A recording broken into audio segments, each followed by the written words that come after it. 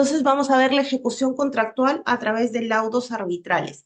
Es interesante esto porque nosotros conocemos la teoría, conocemos los artículos, los podemos leer, podemos entender cuáles son las causales de resolución de contrato. Sin embargo, en la práctica vamos a encontrarte que tanto contratistas como entidad todavía no saben aplicar cuándo es que una causal sí corresponde para poder o te habilita para poder resolver un contrato y cuándo no. Entonces, en esta hora que vamos a tener, voy a tratar de exponerles algunos casos prácticos en los que tanto entidades como contratistas a veces cometen errores cuando mandan esta carta de apercibimiento, esta carta de resolución después, o cuando no siguen el procedimiento, invocan una causal, por ejemplo, de incumplimiento de contrato, como es en el caso, pero no hacen el apercibimiento debido. ¿No? O no utilizan la frase en la primera carta para que otorga el plazo para que puedas cumplir tú con la obligación que estás señalando que ha sido incumplida, no le pones el término expreso bajo apercibimiento, ¿no? Eh, en este caso en específico, el contratista es quien resuelve el contrato mediante carta notarial, invocando el incumplimiento de obligaciones sustanciales por parte de la entidad y este incumplimiento de obligaciones señala que se materializan dos hechos. Uno, en un informe en que no ha aprobado un informe situacional y dos, en que debe tres valorizaciones, ¿no? La entidad es quien inicia el arbitraje en plazos de caducidad solicitando que se declare la nulidad o ineficacia de la resolución de contrato. Acá también es importante señalar que nuestra normativa en contratación pública establece que la resolución es de pleno derecho, es decir, basta con que yo te notifique mi decisión de resolver el contrato para que éste surte efectos. En muchos casos he visto que hay entidades que una vez que el contratista notifica que ha resuelto el contrato, las entidades pues suelen mandar una carta y señalarle, no, no estoy de acuerdo con tu resolución, continúa con las ejecuciones. Continúa con la ejecución contractual porque si no te voy a aplicar penalidad por mora o voy a yo resolverte el contrato. No. Una vez que quedas notificado, seas contratista o seas entidad con la resolución de contrato, la consecuencia de esta resolución es que ambas partes, desde esa fecha, el contrato se vuelve ineficaz. Es decir, ya no es exigible las obligaciones tanto para la entidad como para el contratista. Pero las obligaciones hacia adelante, las obligaciones que desde que te notifiqué hacia adelante quedan suspendidas, ¿no es cierto? No es que yo haya realizado una prestación y en la entidad me diga, bueno, como ya se ha resuelto el contrato, entonces ya no te voy a pagar. O en muchos de los casos, tanto contratistas como entidades no saben diferenciar qué es una resolución total a una resolución parcial. Consideran de que si es que el contrato ya ha avanzado un porcentaje, el resto del porcentaje que faltaría ejecutar, eso es una resolución parcial. ¿Ok? No, la resolución parcial es cuando yo te resuelvo solamente una parte, pero quiero que continúes ejecutando otras actividades desde que te notifiqué. No son las actividades, no son las obligaciones anteriores, es desde que no te notifico. ¿Y cuándo puedo yo ejecutar o notificarte una resolución parcial? Cuando estas obligaciones son independientes, están divididas, pueden ser fácilmente identificables. Por ejemplo, en un caso en específico de obras, si es que yo he puesto que las entregas son parciales, ¿no es cierto? Yo puedo resolver sobre unas entregas, pero sobre otras quiero que mantengas la obligación de ejecutarlas como entidad, ¿no? O en un contrato que estoy implementando un data center, por ejemplo, puedo señalarte si es que no hay un equipo que no es sustancial para el fin del contrato, puedo señalarte que resuelvo parcialmente sobre ese equipo por las condiciones que puedan darse durante la ejecución contractual. Entonces, generalmente cuando yo lo que quiero es que se suspenda el contrato, es decir, ya no deseo ninguna obligación por parte de la entidad, ni tampoco el contratista quiere ya salirse del contrato, entonces no estamos hablando de una resolución parcial, sino de una resolución total. Entonces, veamos acá cómo es que el contratista, me confirman por favor si se puede ver la imagen, está un poco, porque es un escáner de la imagen. Entonces, el contratista resuelve el contrato en estos términos, ¿no? Sí se Bueno, logra ver, doctora, solo que sí un se logra. poquito borroso, pero sí se logra Sí. ver. Perfecto. Entonces, lo que le dice el contratista es la entidad es lo siguiente, ¿no? Le comunicamos mi decisión de resolver de manera unilateral porque realmente la resolución de contrato es unilateral. En contratación pública no hay una resolución de contrato por acuerdo de las partes. Importante señalar esto porque algunas veces las entidades y el contratista dicen, bueno, acá hay una situación de fuerza mayor, entonces resolvamos por acuerdo de las partes. No, si es fuerza mayor, resuelve por la causal de fuerza mayor. Si es caso fortuito, resuelve por la causal de caso fortuito. Si son causales sobrevinientes a la suscripción del contrato, por causales sobrevinientes a la suscripción del contrato. Y si no, por las causales, pues que es imputable a una de las partes. Pero en contratación pública no hay la decisión de resolver de manera conjunta. ¿Por qué? Porque la entidad siempre va a mantener una obligación. Y cuando la entidad ya no tenga, perdón, cuando la entidad siempre va a mantener una necesidad pública que satisfacer. Y cuando la entidad ya no tenga esa necesidad pública que satisfacer, ya vamos más adelante, que es cuando una situación no pueda ser revertida, entonces la causal específica para resolver es que una situación ya no pueda ser revertida. Entonces, la entidad, perdón, el contratista le comunica a la entidad la decisión de resolver el contrato de manera unilateral, ¿no es cierto? El contrato de supervisión, de acuerdo a la cláusula 18ª, y le señala que el incumplimiento de la entidad de sus obligaciones sustanciales, como la aprobación del informe situacional y el pago de tres valorizaciones presentadas a la entidad sin que a la fecha su representada haya cumplido con sus obligaciones. En este sentido, en esta carta notarial, ellos comunican, ¿no? Cumplen con comunicar la decisión de resolver el contrato. Pero es importante para nosotros señalar que la resolución de contrato está amparada en el artículo 36 de la ley y señala que cualquiera de las partes puede resolver el contrato. Es decir, el contratista también está en facultad de resolver el contrato. Por ahí no habría ningún problema. Dentro de las causales específicas de resolución de contrato está el numeral 164.2, que señala que el contratista puede solicitar la resolución de contrato cuando la entidad incumple injustificadamente con el pago y otras obligaciones esenciales a su cargo. Acá es un punto importante porque a diferencia de lo que de la causal que la entidad puede invocar, ¿correcto? La entidad te puede resolver por cualquier cumplimiento de obligaciones, sea esencial o no sea esencial, mientras que el contratista tiene que diferenciar cuál es una obligación esencial a otro tipo de obligaciones. Por ejemplo, un criterio para diferenciar cuál es una obligación esencial es si la acción que tiene que realizar la entidad pues impide la ejecución del contrato. ¿No? En este caso vamos a ver que el contratista le decía, quiero que me apruebes un informe situacional. Este informe, de acuerdo a lo que habían pactado las partes, se iba a aprobar en la primera etapa, es decir, cuando él ingrese, iba a presentar este informe situacional y la entidad tenía que aprobárselo para que él continúe con la ejecución del servicio. Iba a ser como un plan de trabajo de acuerdo al diagnóstico que encuentre.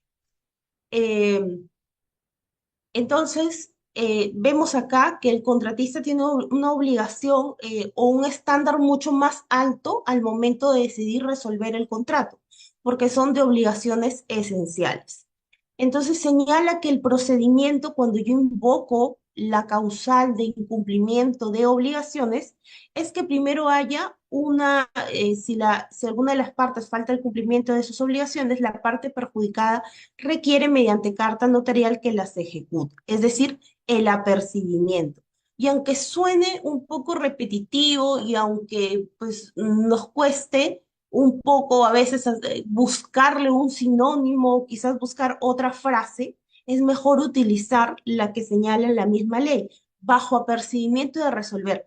Cuando yo hago un requerimiento de cumplimiento de obligaciones, tengo que señalar que es bajo apercibimiento de resolver. Es decir, la otra parte debe estar enterada de cuál es la consecuencia que va a tener si es que no cumple dentro del plazo otorgado esta obligación que estaba pendiente de hacerse, ¿no?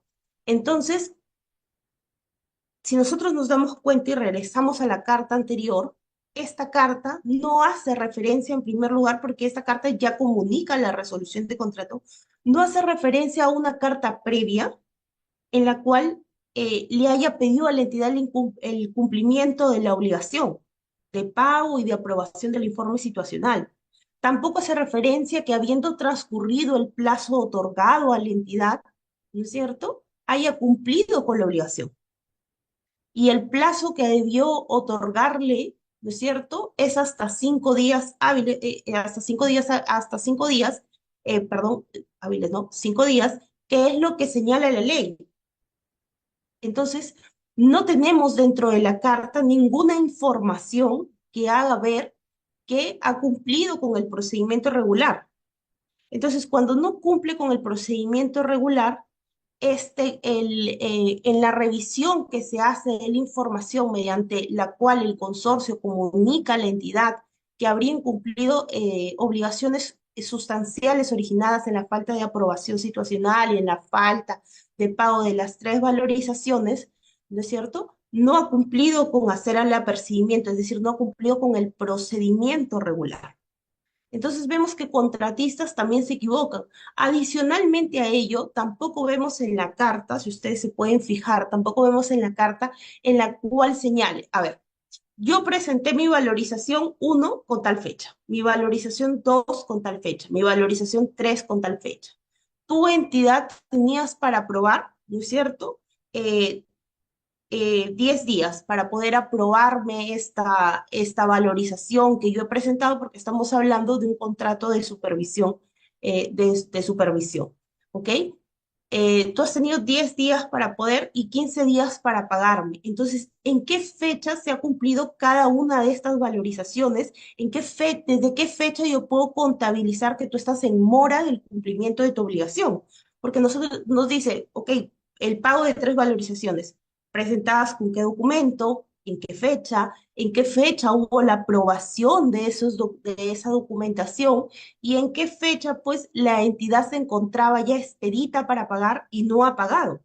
Entonces tampoco tenemos dicha información. Ahora, respecto al informe situacional, es importante señalar que, como les dije, era un informe que evaluaba la situación del servicio en sí y luego iba a ser como un plan de trabajo. Y lo que la entidad iba a aprobar era ese plan de trabajo. Entonces, la pregunta cae de madura. Si toda la entidad no te ha aprobado un plan de trabajo, tú no has podido trabajar, no has podido cumplir con tu obligación, ¿no es cierto? No has podido cumplir con el objeto de la obligación, ¿cómo has presentado entonces tres valorizaciones?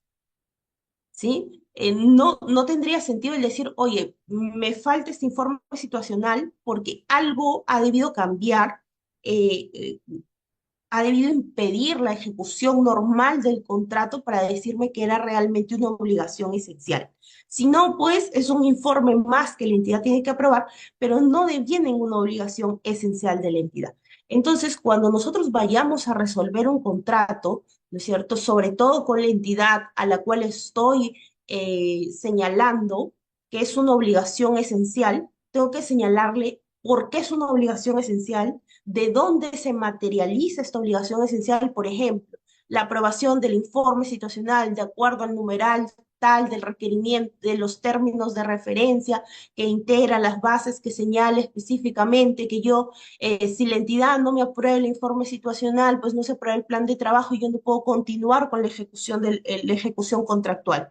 Entonces, yo tengo que señalarlo tanto en mi carta de procedimiento como en mi carta de resolución de contrato. Si estoy hablando de las valorizaciones de la misma manera, presenté las valorizaciones de acuerdo a las bases y en el arbitraje presentar también el expediente de valorización. De acuerdo al informe emitido por el subgerente o el gerente de la área usuaria, tengo estas conformidades, ¿no? Porque si no, entonces, importante saber que si no hay conformidad como requisito de procedencia del pago, o sea, si no hay conformidad, la entidad no está en obligación de pagar. Y en contratación pública la conformidad no es tácita, no es que transcurre el tiempo en el que las partes han quedado para que la entidad emita la conformidad y tú tengas una conformidad tácita. No, la conformidad por parte de la entidad tiene que ser expresa. Y si bien no puede estar materializada en el documento idóneo que las partes han quedado, puede estar materializada en otros documentos que, por ejemplo, no el gerente de administración, no el jefe del área usuaria, pero sí otras unidades han ido emitiendo señalando que sí hay conformidad del servicio. Entonces yo puedo utilizar también esos instrumentos para decir, mira, aquí está mi conformidad, desde aquí se generó la obligación de pago, desde esta fecha yo le requerí que me haga el pago y a pesar del tiempo que le he otorgado, no le he pagado. Entonces, si yo no contengo toda esta información dentro de la carta, ¿no es cierto? No puedo señalar que ha habido una resolución de contrato.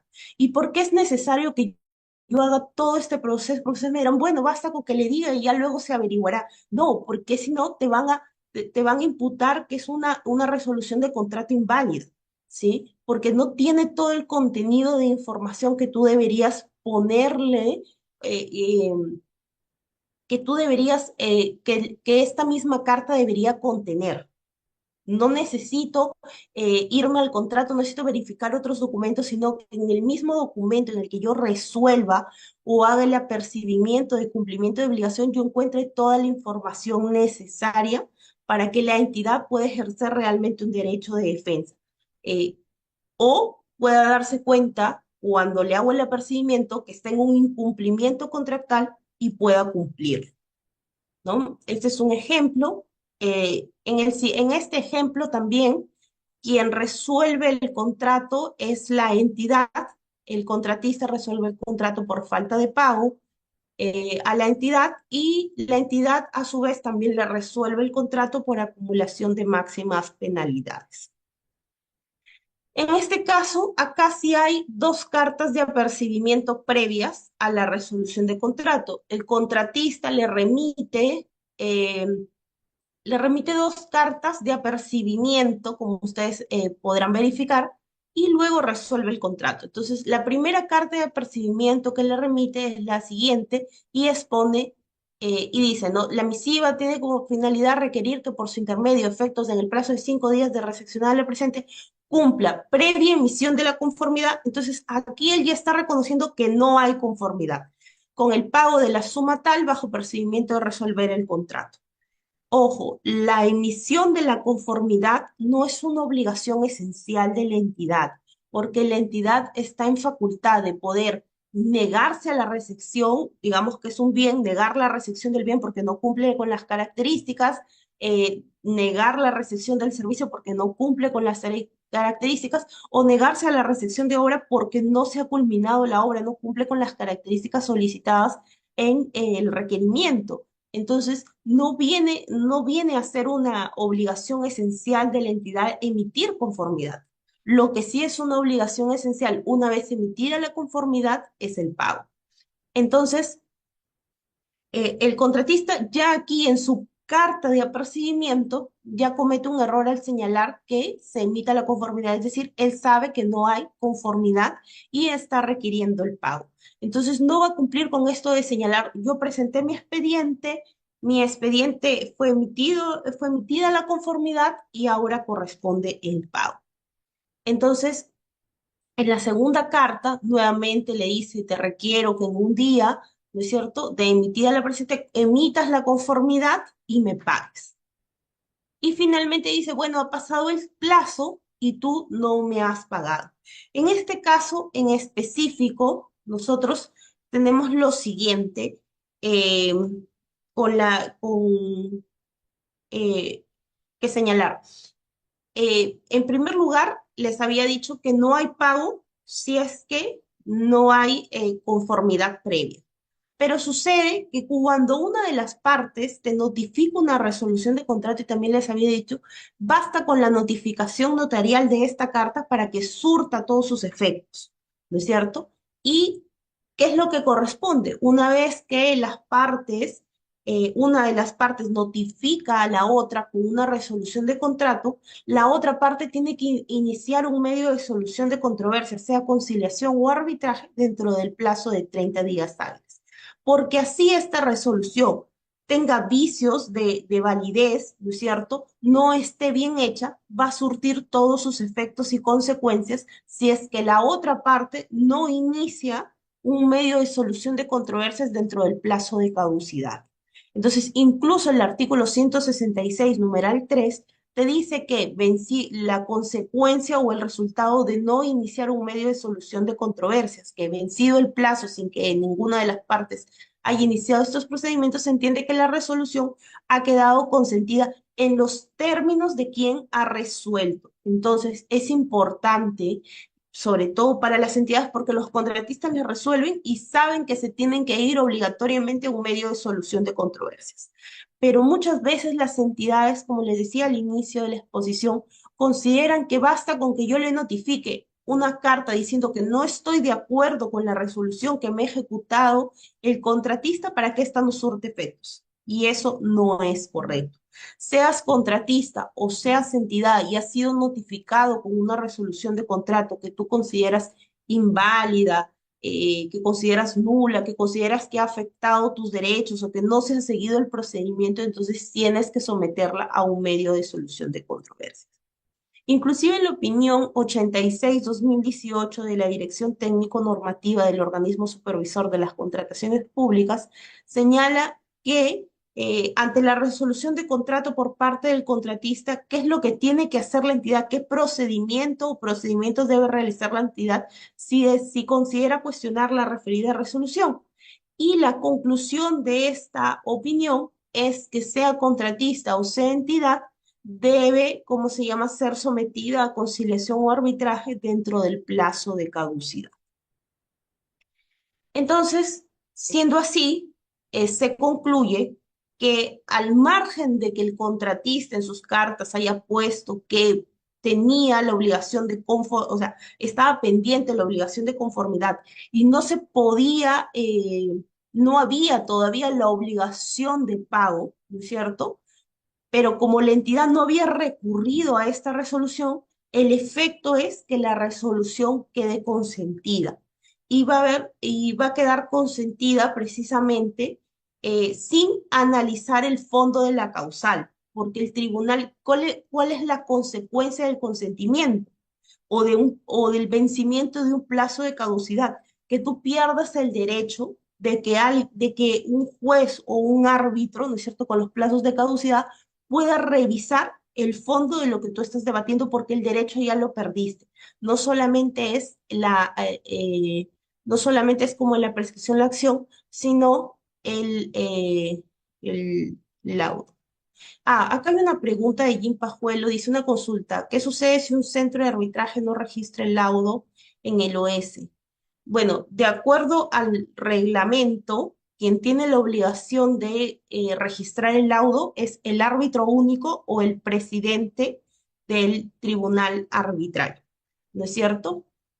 Y hasta la anterior ley, quien te habilitaba para poder hacerlo y era la entidad. Y si la entidad no te habilitaba, pues uno como árbitro único o como presidente de un tribunal arbitral se veía impedido de poder publicar. En muchos casos lo que hacía era oficiar al OCE para que pueda permitir la publicación. Actualmente con la nueva ley y con el Planicop se entiende que quienes van a tener que inscribir el proceso y habilitar el árbitro van a ser los centros de arbitraje. Pero hasta lo que yo he leído del reglamento, la obligación se mantiene tanto en el tribunal, en el presidente, en un tribunal arbitral, como en el árbitro único, ¿sí? La publicación del laudo. Entonces, aquí es importante señalar que a veces, como tribunal arbitral o como árbitros, nos vemos impedidos, a pesar de que nosotros de los documentos verifiquemos que no puede ser que no correspondía esa resolución de contrato, si es que si es que no se activan los medios de solución de controversias, conciliación o arbitraje dentro del plazo correspondiente. Y entonces, a pesar de no analizar la causal de fondo, se ha generado un consentimiento de resolución de contrato con los efectos de que ella viene, ¿no?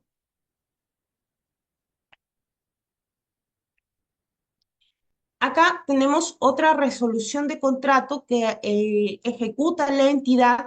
En este caso es un caso de obras y la entidad utiliza la demora injustificada en las obras, regulada en el artículo 203, cuando hay un avance menor acumulado al 80%, pero también la entidad le resuelve por haber un incumplimiento que no pueda ser revertido. Utiliza dos causales, ¿no? En este caso, el contratista sí inicia el medio de solución de controversias dentro del plazo.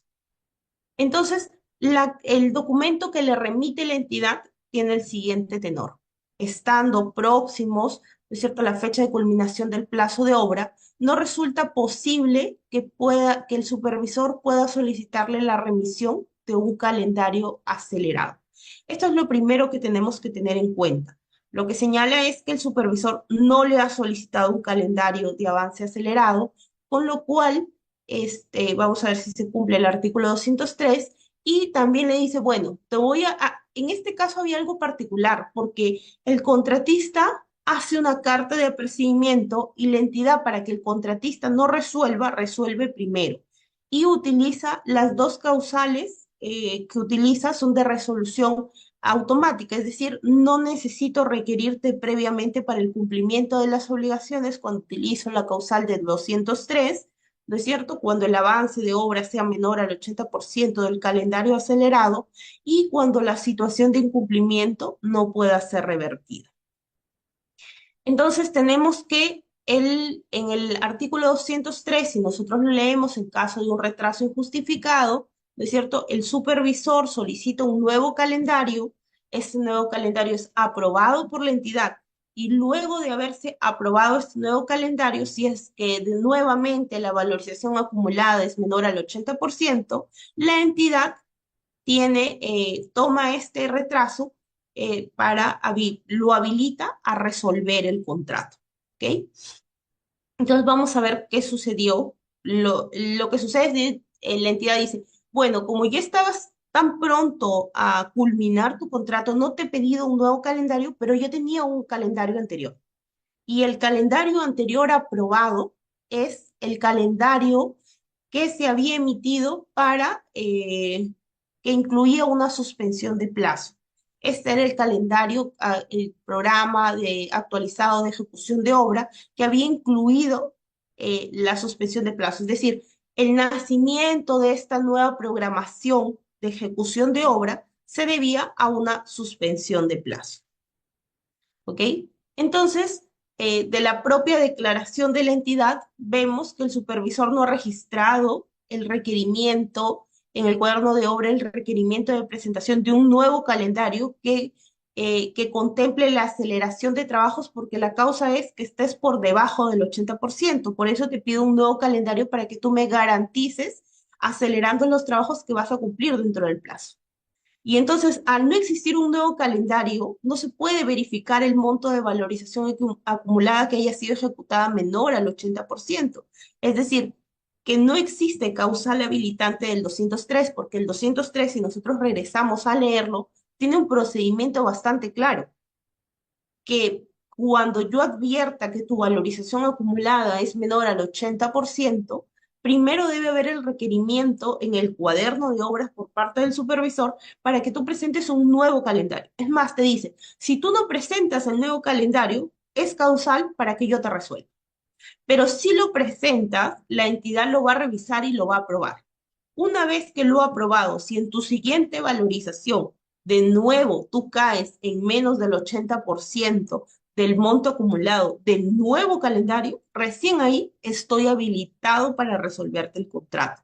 Y como ustedes pueden ver de lo que señaló la entidad en el documento, cuando le dice, ya no podía, o sea, el supervisor ya no podía presentártelo, o sea, ya no habría sentido requerírtelo porque ya creo que está acá, no había sentido requerírtelo porque ya estábamos a puertas de terminar. Entonces, no has cumplido el procedimiento del 203, con lo cual esa causal invocada de resolución de contrato no es aplicable. Pero vamos a ver otra causal adicional, que es la causal de no pueda ser revertido. Listo, ahorita hablamos un ratito del atraso justificado. Eh, entonces, vamos a hablar, lo que me salí, a ver, ya, listo. Entonces, ahora vamos a ir al artículo específico de una situación de incumplimiento que no pueda ser revertida. ¿Y cuándo estamos ante una situación de incumplimiento que no pueda ser revertida? Supongamos que Ancagua, para poder brindar esta capacitación, ha contratado un servicio de Internet para que a la vez que podamos nosotros estar conectados por esta pantalla Zoom, también pueda estar transmitiendo en otras redes sociales. Entonces, lo ha contratado específicamente para hoy día, sábado 14, para brindar el servicio de 9 hasta 11 de la mañana, ¿correcto? Pero quien va a brindar el servicio no aparece el día de hoy, aparece el día lunes. El día lunes, Ancagua sigue necesitando el servicio que había contratado para el día sábado. Imposible, ¿no es cierto? Así me lo brinde el mismo sábado a partir de mediodía, ya no me sirve porque la capacitación estaba programado para las 9 de la mañana. Es decir, mi necesidad ha desaparecido ante el incumplimiento del contratista. Yo no tengo más necesidad de que, por satisfacer, ¿no? Lo mismo sucede en el caso de que yo contrate, por ejemplo, para una ceremonia en específico o un servicio de catering para un evento en específico y el servicio de catering me venga al día siguiente. Ya no están las personas que van a disfrutar del evento, ya no hay una necesidad de satisfacción, ¿no es cierto? O que, por ejemplo, contrate el servicio de toda una ceremonia para 28 de julio. Si no es el 28 de julio, no me sirve ningún otro día. ¿Me dejo entender? Entonces, en este caso, cuando nosotros vemos el objeto de la convocatoria, es un mejoramiento de camino vecinal, Sayique, Chalamanche, ubicado en el distrito de Sayique. Entonces, el camino vecinal me va a servir hoy, mañana, en un mes, en 2 meses, así sea en un año, yo sigo teniendo la necesidad si es que no se ha ejecutado esta obra. Entonces, cuando nosotros hablamos del término que no se pueda revertir, que no pueda ser revertido, es decir, que sería materialmente imposible su ejecución, porque ya no, el acreedor ya no tiene interés en que se cumpla con la ejecución, ¿sí? Entonces, si por el contrario yo sigo teniendo interés y puedo y tengo otras medidas para tomar, por ejemplo, en el caso de una ejecución o un cumplimiento tardío, te aplico penalidad por mora, te intervengo la obra, entonces no es una resolución cuya causal sea por no revertir. Entonces, el no revertimiento tiene que ver con que sea materialmente imposible que siga existiendo interés del acreedor porque la necesidad ha desaparecido por no cumplimiento en el momento en el que habíamos pactado, ¿no es cierto? Porque esa es la esencialidad del incumplimiento, que con tu incumplimiento mi necesidad haya desaparecido, ¿ok? No sé si con eso quedó claro, pero vamos a hablar, me hicieron una pregunta de retraso injustificado. Y supongo que cuando me preguntas de retraso injustificado es para el 203. ¿Qué sucede si la entidad, en primer lugar, me dice que voy retrasado en menos del 80%, pero mi retraso está justificado? ¿Y cómo puedo justificar un retraso? Lo usual o lo natural sería que yo justifique un retraso mediante una solicitud de ampliación de plazo, ¿ok? Eso sería lo natural en un contrato de ejecución, en un contrato, ¿ok? Yo quiero justificar mi retraso y solicito una ampliación de plazo. Pero en el caso específico de obras, ¿no es cierto? Sucede que a veces los contratistas, por X motivo, no ponen todas las actividades, ¿no es cierto?, en los calendarios, con lo cual al no haber una partida, al no haber una partida dentro de un calendario, no la convierte en crítica, ¿no es cierto? Y si no afecta la ruta crítica, pues no cumple con uno de los requisitos para una ampliación de plazo. Supongamos que sucede eso. Dos, el contratista, y ha pasado, no presenta su solicitud de ampliación de plazo dentro del plazo o no establece correctamente cuándo inició la causal, ¿sí? Digamos que hay consultas que yo estoy haciendo recurrentemente, no cumple el supervisor con decirme si las va a resolver él mismo o las va a resolver a la entidad.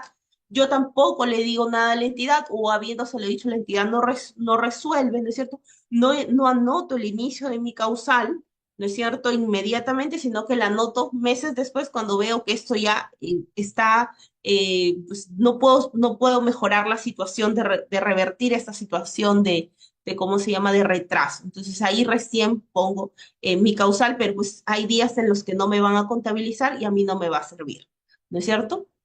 La normativa sí, en penalidad por mora, en el último numeral, cuando regula la penalidad por mora, señala que puede haber un retraso justificado cuando se acredite objetivamente que el mayor tiempo transcurrido no le es imputable al contratista. Entonces, si no he pedido mi solicitud de ampliación de plazo, es razonable que cuando me imputen un retraso justificado, yo pueda solicitarle a la entidad objetivamente, ¿no es cierto?, y fehacientemente y acreditarlo que el mayor tiempo transcurrido no me es imputable. Y por lo tanto, no me deberías poner o no deberías considerar que el retraso es injustificado o durante ese tiempo, si es que yo me prorrogo más allá, porque el retraso justificado lo que generalmente hace es que yo termine fuera del plazo contractual, ¿ok? No me vas a poder penalizar, pero tampoco me vas a pagar gastos generales. Ahora, el retraso justificado solamente evita que me apliquen penalidad por mora. Pero el retraso justificado no es una modificación del contrato, porque la modificación del contrato es la ampliación de plazo. Es decir, mi plazo no va a cambiar, simplemente la entidad se va a ver impedida de aplicarme penalidad por mora por el periodo que yo objetivamente haya justificado que no me es imputable a mí. No sé si con eso resolví tu pregunta. Listo. Entonces, en esta resolución de contrato, como les digo, hay que seguir el procedimiento que dice la normativa, así estemos fuera del plazo, ¿ok?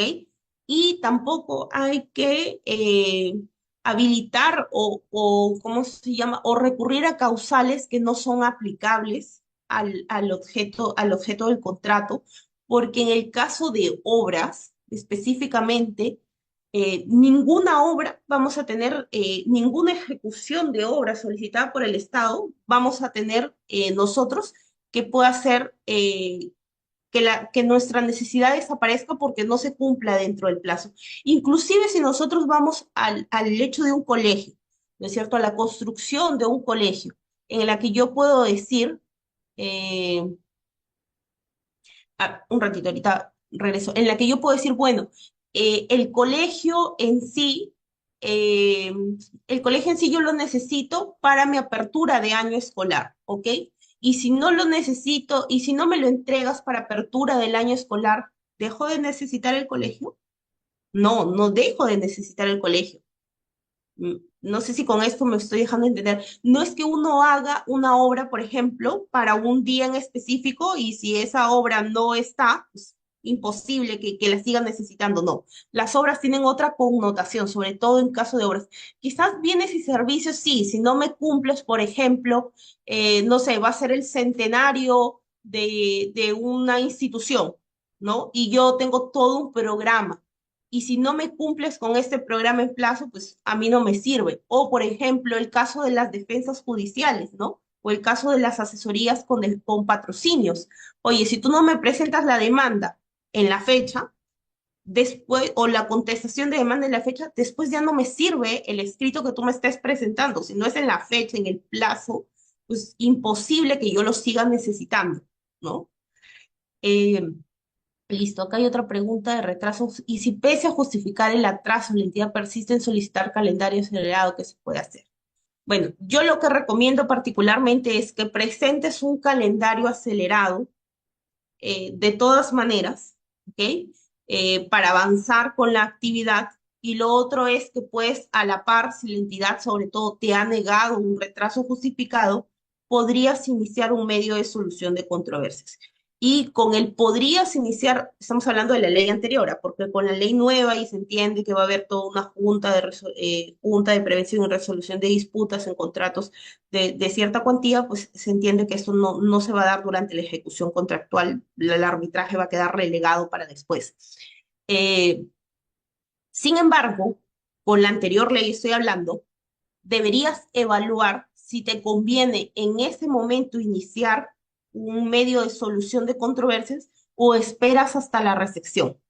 ¿Y esto por qué? Porque ya mirándolo de manera macro, ¿no es cierto? Tú no puedes liquidar si hay controversias pendientes de resolver. Entonces, un retraso justificado, ¿no es cierto? Yo entiendo que la entidad te va a pedir un calendario acelerado, te va a aplicar las penalidades, te va a decir, bueno, tú ya estás en retraso, yo no acepto la justificación de tu retraso de manera directa, entidad contratista, ¿no es cierto? Y tú luego, una vez recibida la obra, vas a poder liquidar y cuando te quieran aplicar la penalidad por mora, tú ahí lo llevas recién un arbitraje, pero una vez liquidado, porque si lo llevas antes vas a tener que esperar que termine el arbitraje para recién liquidar. Ahora, esto no es una regla general. Siempre hay que evaluar en qué etapa estoy, cuánto tiempo me puede durar el arbitraje y si voy a llegar realmente a terminar de ejecutar la obra, porque puede ser que la entidad dentro de su voluntad o dentro de sus decisiones que pueda tomar, su interés sea resolverme el contrato. Entonces sí necesito un medio de solución de controversias que dentro del proceso me pueda otorgar una medida cautelar para que la entidad, yo pueda continuar con la obra y luego se debate el tema de las penalidades o si he llegado a un retraso justificado o no. Inclusive como recomendación, o sea, tampoco es que esté perdido del todo el proceso porque tú puedes pedir un laudo parcial primero por las penalidades o retrasos justificados y luego un laudo final ya que se determine sobre la liquidación previo espera del procedimiento que tú hagas con la entidad, ¿no? Pero ya son, no sé si con esto me deja entender, o son acciones ya un poco más allá de lo que nosotros vemos normalmente.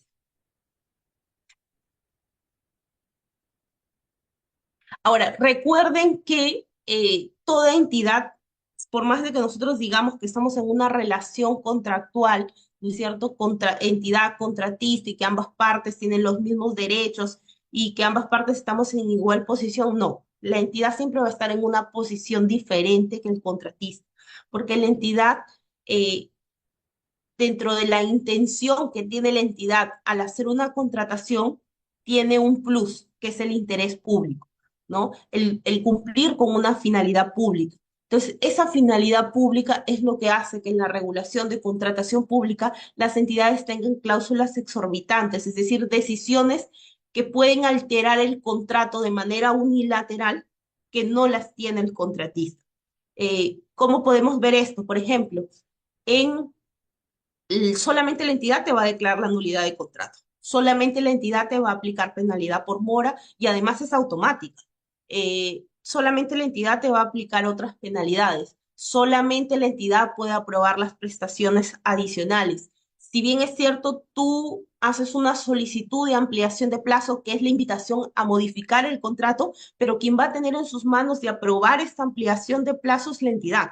Entonces, esas son cláusulas exorbitantes a favor de la propia entidad, ¿no? Y esto está justificado precisamente en la finalidad pública, porque el Estado cuando contrata es para una población, para beneficiar a una población a través del cierre de brechas en el cumplimiento de los objetivos sostenibles, ¿no? Listo, ya vimos esto. Hablemos un poco de penalidades. Yo creo que en penalidad por mora no hay mucho que hablar porque es por el transcurso del tiempo en el objeto del contrato, ¿sí? Primero hay que determinar cuál es el objeto del contrato. En el caso de obras es la ejecución propia de la obra, en el caso de servicios es el servicio, el objeto del servicio, ¿no es cierto? Y parecería a simple vista fácil, pero yo tuve un contrato que era muy curioso, o mejor dicho, vi un contrato en arbitraje que era muy curioso, que el servicio era de Internet. ¿Ok? Se le había contratado a una empresa de telecomunicaciones para que dé servicio de Internet por el periodo de 36 meses. Pero la penalidad de mora por mora decía así, por entregar fuera del plazo el entregable. ¿Y qué era el entregable? El entregable era el reporte de servicio de Internet durante el mes, es decir, cuánto había fluctuado el Internet, ¿no es cierto? Cómo se había otorgado el Internet durante el mes, ¿ok? Y eso era el entregable, que era el reporte del servicio de Internet durante el mes. Entonces, uno se hace la pregunta, entonces, ¿cuál es el objeto de la convocatoria, el objeto del contrato? Que yo sepa cómo fluctúa el Internet durante el mes o el servicio de Internet. Entonces, en este caso era el servicio de Internet, ¿no es cierto? Por lo tanto, era inaplicable esa penalidad por mora porque no era sobre el objeto del contrato. Y es bien claro la penalidad por mora en decirte que es una penalidad aplicada por el tiempo, ¿no es cierto? Porque tú excedes en el tiempo contratado en el objeto de la convocatoria. Todo lo demás llevémoslo a otras penalidades. ¿Sí? Y aunque parezca fácil, a veces ese es el primer ejercicio que tenemos que hacer. ¿Es realmente como está construida la penalidad por mora? ¿Es por el objeto de la convocatoria? Sí, ok. Ahora vayamos a cuestionar si realmente, como estaba preguntando su compañero, ha habido retraso justificado o injustificado, porque la penalidad por mora solamente te la aplican por un retraso injustificado. Entonces, ¿qué es lo siguiente que tengo que ver? Si puedo justificar ese retraso, ¿ok? Y luego ya lo siguiente que tengo que ver es si la fórmula está aplicada correctamente, porque sucede a veces que las entidades, a pesar de que sean contratos periódicos, ¿no es cierto? O contratos de ejecución única, pero con varias prestaciones, las entidades aplican un solo monto, el monto total del contrato. Entonces, lo siguiente que tengo que ver es la aplicación de la fórmula. Y otra cosa importante para las entidades, el que señale que una penalidad por mora es automática no significa que no hagan el ejercicio de la fórmula para determinar la penalidad diaria y al final determinar una penalidad general, ¿no es cierto? ¿Y esto por qué les digo? Porque sucede muchas veces que las entidades señalan,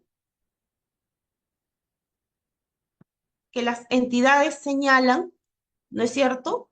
Que, eh, que las entidades señalan, oye, como la penalidad por mora es automática y tú ya te pasaste del plazo que habíamos contratado inicialmente, te la voy a aplicar. Sí, está bien. Puede ser que te hayas pasado 100 días, un mes, un año más y resulta lógico pensar que te van a poner el monto máximo de penalidad. Pero ojo, haz tu fórmula, determina cuánto es tu penalidad diaria y luego determina cuánto es la penalidad total y luego señala que solamente vas a cobrar hasta el tope máximo que te señala la ley. Pero haz la fórmula. Automática no significa eximirse de la aplicación de la fórmula. Entonces, perdón, como les decía, como contratistas, primero la construcción de la penalidad por mora. Segundo, el objeto, ¿no es cierto? Por el plazo del tiempo. Segundo, verificar si ha habido un retraso justificado o injustificado. Y tercero, verificar si la fórmula está bien o mal aplicada. ¿Ok? Listo. Normalmente nosotros encontramos un sinfín de problemas en las otras penalidades, porque las otras penalidades, digamos que no vienen por ley, sino que cada entidad las construye, ¿no es cierto? Determina cuánto es el monto de la penalidad y además determina cuál es cuál es el procedimiento para aplicar esta penalidad. ¿Ok? Entonces, como es una construcción propia de la entidad, vamos a encontrar que a veces hay problemas en la propia definición de la penalidad, en cómo vas a contabilizar la penalidad, ¿no es cierto? O cuál es el monto de la penalidad y cuál es el procedimiento que vas a utilizar para aplicar. Y aquí nosotros vamos a encontrar que mi recomendación para ustedes como funcionarios de entidades es que cuando vayan a construir otras penalidades, las construyan bajo los mismos criterios que construirían un delito, ¿sí? Así, claras, expresas, ¿no es cierto? Que el supuesto de penalidad pues quede claramente establecido y aquí vamos a encontrar por qué. En este expediente, ¿no es cierto? Es una contratación de servicio de limpieza, ¿no es cierto? El contratista resuelve el contrato, que fue el que les hice anteriormente, por falta de pago, y la entidad resolvió el contrato, como les conté, por acumulación máxima de penalidad. Si bien el único que inicia el arbitraje en este caso fue el contratista, por eso en la anterior, en la resolución de contrato, vimos que el consentimiento se había dado sin entrar al fondo de la causa. Entonces, la entidad, cuando había construido su penalidad, ¿no es cierto?, pone lo siguiente: por no abonar de forma completa o fuera de fechas que dispone la normativa de los pagos de AFP, previa verificación de planillas y depósitos bancarios efectuados por el contratista.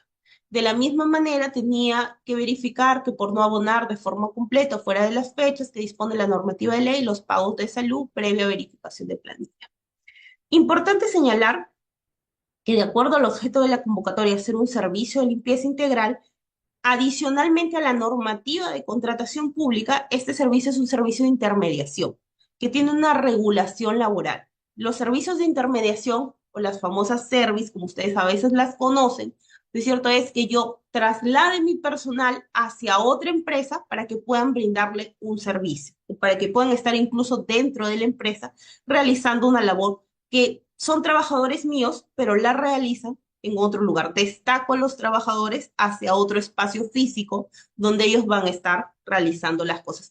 Inclusive bajo otro espacio físico, y le voy a trasladar a veces este poder de dirección, ¿no es cierto?, que tienen los empleadores sobre los trabajadores. Porque, por ejemplo, cuando ustedes han visto un servicio de limpieza, ustedes le pueden decir al personal: por favor, barre de nuevo, limpia mi escritorio porque no está bien limpio, o demás cosas. Es decir, ustedes pueden tener esa autoridad con esa personal, no siendo sus empleadores. Pero además, en la regulación, en la intermediación laboral, se entiende que hay una solidaridad respecto de la empresa hacia donde destacan, como la empresa usuaria, ¿no es cierto? Respecto de los pagos, tanto de remuneraciones como de beneficios sociales. Es decir, la entidad es responsable solidaria con la contratista para verificar que al personal destacado se le cumpla con las remuneraciones y se le cumpla también con sus beneficios sociales. Entonces, nosotros tenemos aquí que la penalidad está bien construida, porque si nosotros recordamos, bueno, vamos a ver si está bien construida, pero sí es afín con el objeto de la convocatoria, ¿ok? Entonces, nosotros tenemos que, en este caso, el contrato, ¿no? O la actividad en sí, pues la entidad, al ser responsable solidariamente, sí puede verificar que hayas cumplido en forma completa y en forma y a tiempo los beneficios sociales de los trabajadores, ¿no? Y lo que dice la entidad es previa verificación. Esto es lo importante acá, porque señala que esta es la normativa de contrataciones, que siempre que sean objetivas, razonables, congruentes, lo que le decía. Bueno, yo dentro de la congruencia sí, porque pues es una obligación principal, pero esta obligación principal, mi justificación para poderla solicitar como una penalidad es que sea un responsable solidario, ¿no es cierto? Entonces, ¿qué más? Si ustedes se pueden dar cuenta acá en la forma, en el monto, dice 10% de la UIT. ¿Pero qué UIT? UIT a la fecha de la convocatoria, UIT a la fecha de suscripción del contrato, UIT a la fecha de la comisión de la falta, o UIT a la fecha en que te voy a aplicar la penalidad. Y supongamos que la UIT sea en diferentes años, porque cada año cambia el monto. Entonces, aquí cuando nosotros consideramos UIT, hay que poner de qué fecha, de qué año, del año de la convocatoria, del año de la suscripción del contrato, supongamos, y sobre todo con estos servicios de limpieza, que la ley te permite hasta contratarlos por 3 años porque son servicios recurrentes, igual que el de seguridad. Entonces, ¿qué te voy a aplicar? ¿sí? Entonces, lo que la entidad le dice es previa verificación. Pero sucede, como les había dicho, que el contratista le había pedido que pague previa emisión de la conformidad, ¿no es cierto? Previa emisión, un ratito, por favor. Previa emisión de la conformidad y, ¿cómo se llama el previa emisión de la conformidad, pero él no había entregado, y lo dijo así en el proceso arbitral, él no había cumplido con presentar las planillas de aportes de los comprobantes de salud y de AFP. No lo había podido, no lo había presentado, con lo cual su expediente de pago estaba incompleto y no le correspondía el pago. ¿No es cierto? Pero como la entidad no activó un medio de solución de controversias dentro del plazo, su resolución bajo los términos que él mismo había comunicado y expresado habían quedado consentidos. Ahora, ¿qué otro punto es importante acá tener en cuenta? Que la misma entidad se había puesto un saco ahí y le había dicho previa verificación, ¿no es cierto? Es decir, acá, si no había información, es decir, si no había entregado los documentos de pagos de AFP y E-Salud, ¿cómo podía configurarse la aplicación de esta penalidad? Y ustedes me dirían, doctora, pero a ver, si yo soy responsable solidario y no me lo presenta a tiempo, ¿no corresponde que le aplique la penalidad? Sí, correcto, pero tendría que tener una penalidad bajo ese supuesto por no presentar los pagos de AFP y de salud.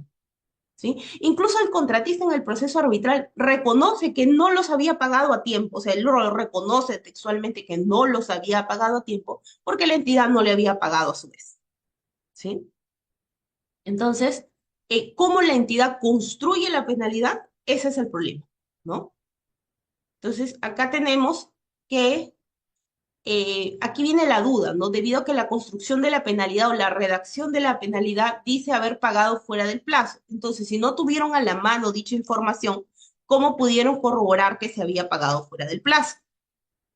Dice, el supuesto penalizar no indica abonar de forma completa, fuera del plazo, es el supuesto que hace la penalidad, por lo que no se tiene certeza. O sea, ellos tampoco tenían certeza si se había pagado o no se había pagado en el momento de aplicar la penalidad. Y entonces, si no tuvieron certeza, ¿cómo pudieron aplicarla? Porque no me está diciendo que no tuvieron a la mano de la información, sí es conforme, la entidad no, el demandante no presentó la información y pues ellos hicieron requerimientos reiterativos al ver que no se cumplía y tuvieron que encuadrarlo en el supuesto, ¿no? Entonces, hacen ellos una presunción de no cumplimiento porque no le entregaron la información, sí. ¿Y es correcto hacer una presunción? No hay supuesto que penalice por no presentar. Entonces, importante, cuando yo voy a construir estas otras penalidades, tengo que señalar que, eh, que pues, el supuesto, ¿por qué voy a penalizar? Pero también tener en cuenta, ok, una cosa es que me pague tardío o no cumple, pero otra cosa es que ni siquiera me lo presente, ¿ok? Entonces, eso es importante en las otras penalidades. Y ya para culminar, vamos a entrar un poco a la liquidación de obra, pero antes me dan un ratito, por favor, un minutito.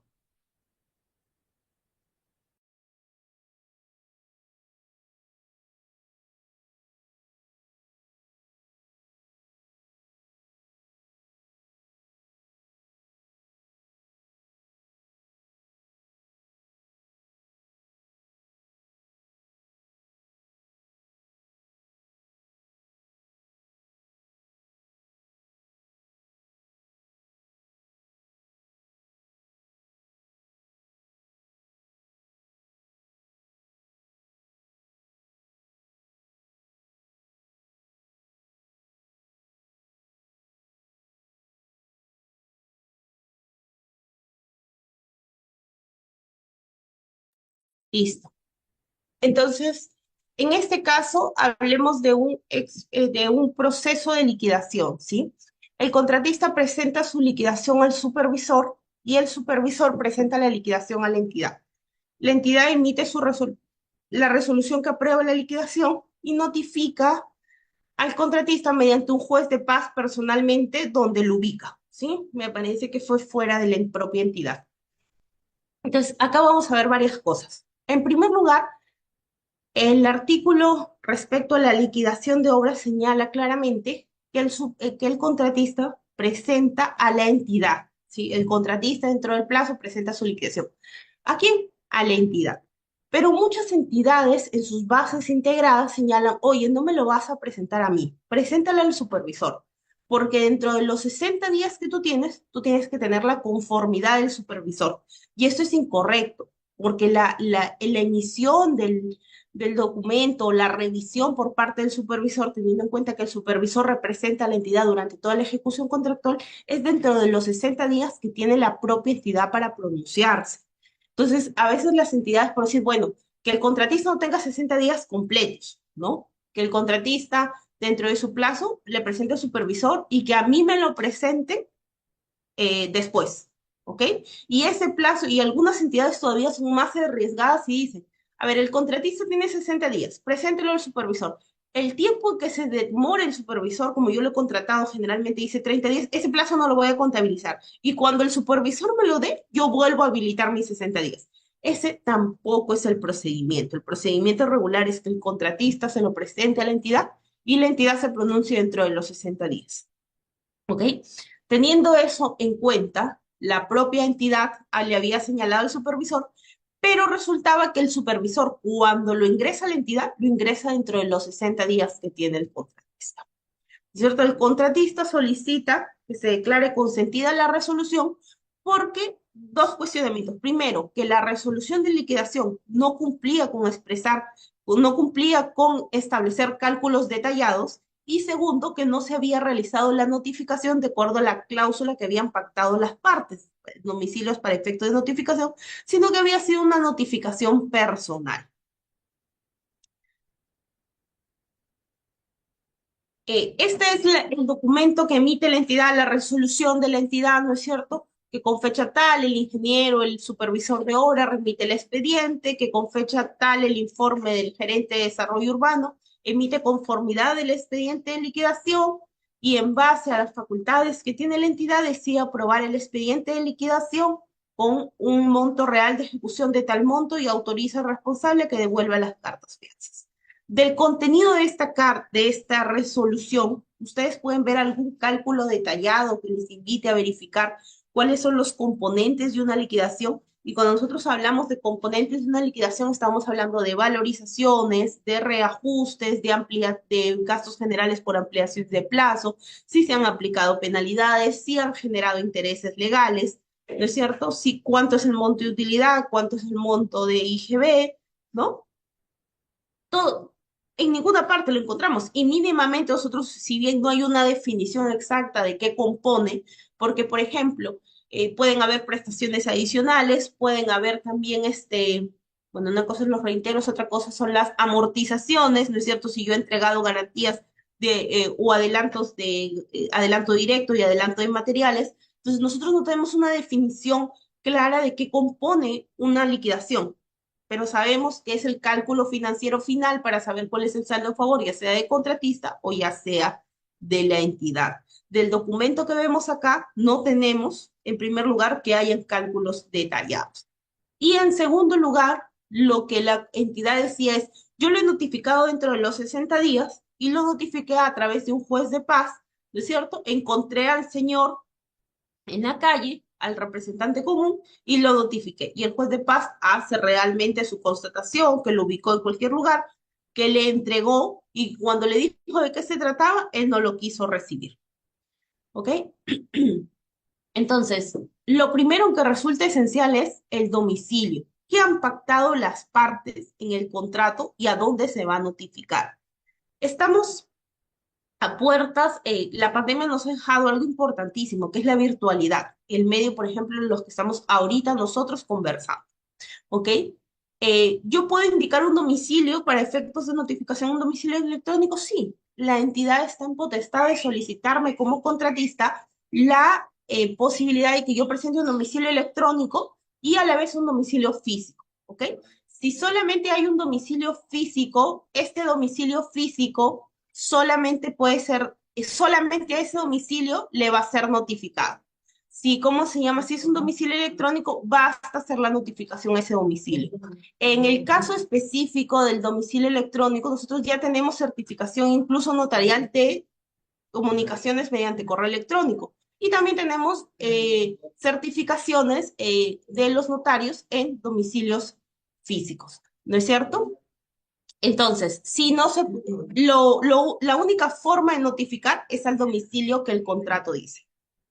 Sin embargo, nosotros vamos a ver que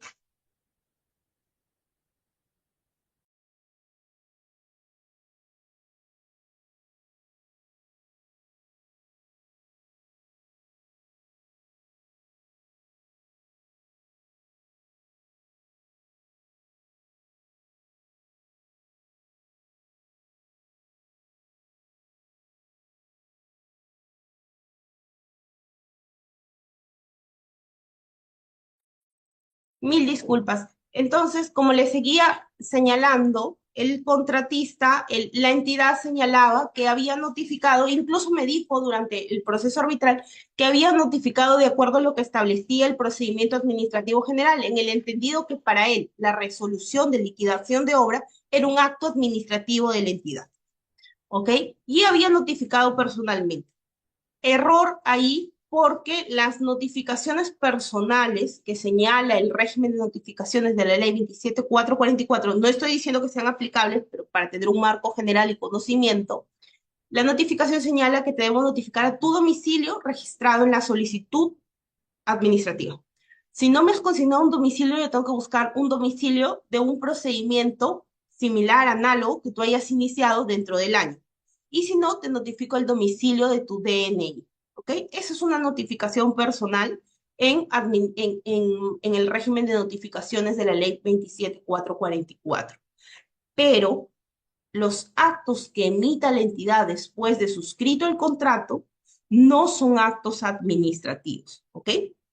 Y no lo digo yo, lo dijo la Dirección General de Desarrollo Normativo y Calidad Regulatoria del Ministerio de Justicia y Desarrollos Humanos, ¿no es cierto?, en la consulta jurídica del 2018, en la cual señala que durante un procedimiento de selección, sí estamos hablando de un procedimiento administrativo. ¿Por qué? Porque es una declaración unilateral de la entidad al revisar la oferta y es sobre la esfera jurídica de un administrado, porque le otorga la posibilidad de suscribir un contrato. Una vez que se suscriba el contrato y durante la ejecución contractual, ya no estamos en una relación administración-administrado, sino en una relación jurídica patrimonial civil, ¿no es cierto? No son considerados los proveedores del Estado o los contratistas, ya que suscriben el contrato, no son considerados administrados, ¿no? Entonces, esto dijo la opinión 111/2022, ¿ok? Entonces, no los puedes notificar bajo un régimen de notificación de la ley 27444, sino lo tienes que notificar de acuerdo a las cláusulas pactadas en el propio contrato. Es decir, la cláusula del domicilio para efectos de notificación, que generalmente es la última cláusula del contrato, ¿ok? Ahora, importante señalar que lo que antes señalaba el OCE es, pegaba esta opinión, esta consulta en sus opiniones y señalaba que no se aplicaba para nada la ley 27444, ¿no es cierto?, en la etapa de ejecución contractual. Con esta opinión 111/2022 de la Dirección Técnico Normativa, hace un cambio de criterio y te dice, ok, si bien es cierto, no es un acto administrativo lo que emiten las entidades, pero como la ley 27444 regula la actuación de las entidades, cuando una entidad, ¿no es cierto?, que es parte de la relación contractual en un contrato en materia de contratación pública, existe para la formación de actos de la propia entidad, ¿no? La formación de la decisión que va a tomar la propia entidad, sí de esta decisión que tome a través de la cual manifiesta, ¿no es cierto?, sí debe cumplir con los requisitos de la validez del acto administrativo, ¿no es cierto? Y si nosotros lo extrapolamos a las otras penalidades que habíamos hablado, ¿no es cierto? Los requisitos de validez tenemos la competencia, la finalidad pública, la motivación, el procedimiento regular, ¿correcto? Y el objeto, ¿no? Entonces, cuando nosotros lo extrapolamos a las otras penalidades y vamos al procedimiento, generalmente las entidades señalan, ¿no? El procedimiento verificará la inasistencia del residente, el supervisor, ¿no? y lo señalará en el cuaderno de obra, lo informará al jefe de obras, el jefe de obras le indicará la penalidad, le dará tiempo para que pueda hacer un derecho de defensa, ¿no es cierto? Porque las otras penalidades no son automáticas y luego le impondrá o le aplicará la penalidad.